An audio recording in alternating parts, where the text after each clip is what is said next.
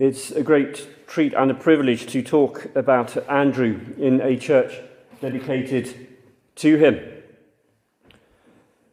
We had a funeral earlier here today, and one of the sons of Jean Ann is called Andrew, and she at least was a keen sailor. One of the things about sailing is that we may have a course in mind, but it may well be that circumstances stand against us and we have to change those plans, whether it's the weather or the harbour master. But one way or another, we may have to change tack. Andrew and his brothers and his friends were getting ready to go fishing by the side of the Sea of Galilee. And they had their day planned, but then they found their circumstances changed as Jesus walks past and says, "Follow me, I will make you fish for people." We read that immediately they left their nets and followed him. There are two interpretations, I think, in the way we might understand what happened next. Did they leave him immediately, walk away and change from being fishermen or people who fished to disciples of Jesus, joining that sort of merry band like Robin Hood, living in the wilderness, entirely separated from what they had left behind? Or did they just follow him, if you like, that afternoon? I say that because it can be that bit more threatening for us if we think we have to leave behind all that is familiar to pursue our calling. In fact, we may be asked to serve where we are. Jesus had a house in Capernaum. We think of him forever on his travels and going up into the hills and praying like some sort of cowherd, with his group of outlaws gathered around waiting for him to come back down as they kept the fire going for him.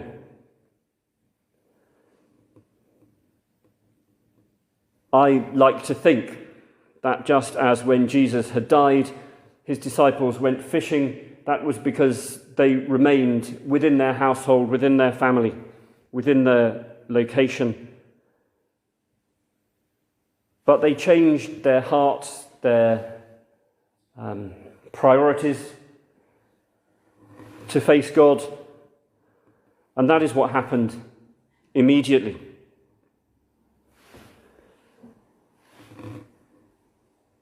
I hope that makes it slightly easier perhaps for us as we recognise, perhaps somewhat reluctantly, that call from God to talk about our faith. Perhaps it's easier to talk about our faith, actually, if we're amongst people we don't know. But it may be easier to talk about our faith if we know we can go home to those we know and love after having done so.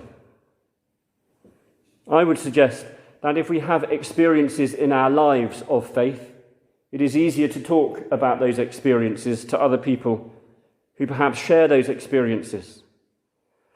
Earlier at Jean Ann's funeral, I talked about how the disciples were caught up in difficulty in a storm.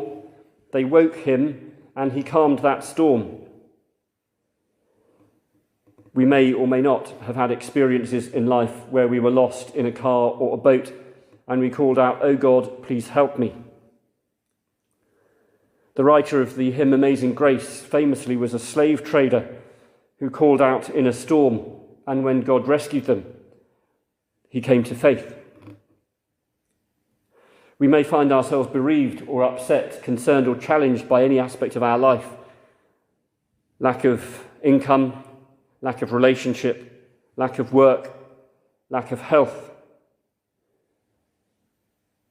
We have an opportunity to call on God, and God will hear our prayer and act and take us to safety, as he did with the disciples on the other side. We know that story, but others may not know that story. We made a collection for the Royal National Lifeboat Institution this afternoon. And if you know that they are there to be called on, then you will call on them or set off your flare and they will scramble and arrive to assist you. How do people know unless they are told? It's one of the difficulties, arguably, of our faith in these days, is that it is so often caricatured.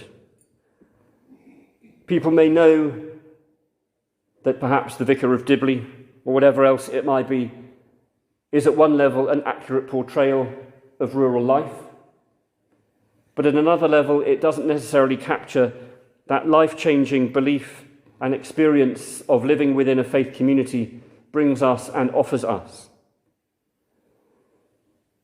Similarly, it seems to me that if we're trying to do our Christmas shopping and somebody is standing in a sandwich board which says the end is nigh, we're not necessarily going to immediately engage with all that is good about the Christian faith, or whichever faith it is that they are advertising.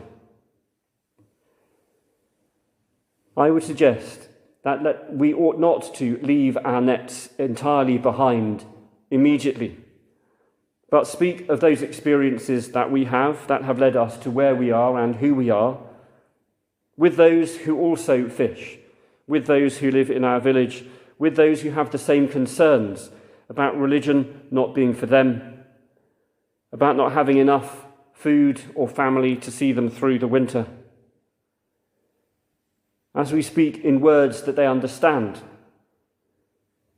about experiences to which they can relate, arguably with Andrew's blessing, people will be introduced to the faith for themselves, that they may choose to believe, and perhaps hear God's voice saying, "Follow me."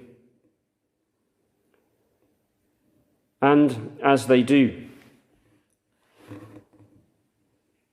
arguably they will break forth together into singing, recognizing that God has comforted God's people, has bared God's holy arm before the eyes of all the nations, that with us they may look to the future and hope for that time when all the ends of the earth shall see the salvation of our God. Amen.